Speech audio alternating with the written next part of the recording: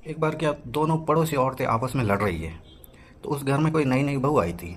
तो बहू ने पूछा, माँ जी आप रोज़ लड़ रहे हो, और वो भी बोल रही है, आप भी बोल रहे हो, आप मुझे एक मौका दो, तो क्या पता मैं इसे सुधार दूँ। तो सास बोली, बेटा ये 20 साल में नहीं सुधरी, तो तेरे से क्या सुधरेगी, तू तो अभी 1 महीना हुई है, नई नई आई है।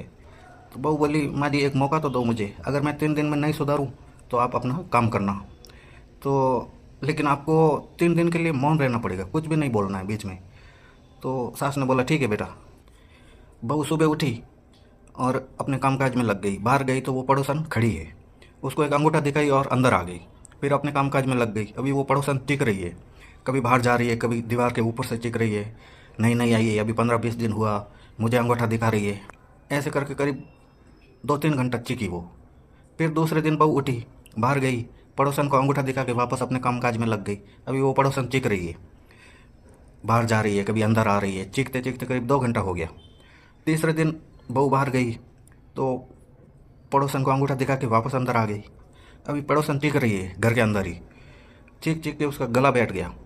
चौथे दिन बहू बाहर गई तो पड़ोसन बाहर ही नहीं आ रही।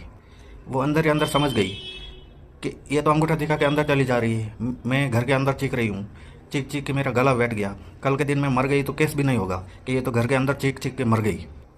उसके बाद मामला बिल्कुल शांत हो गया, ना ही तो पड़ोसन बाहर आ रही है और ना ही कोई लड़ाई झगड़ा हो रहा है। तो सास ने पूछा, बहू ये तो किया कैसे, मैं 20 साल से लड़ रही हूँ, मेरे से नहीं संभल पाई, तूने 3 दिन में ही ठीक कर दिया। तो बहू बोली, माँ जी कभी कभी लड़ाई का बदला लड़ाई से नहीं लिया जाता, कई दूसरे तरीक़ों से भी लिया जा सकता है।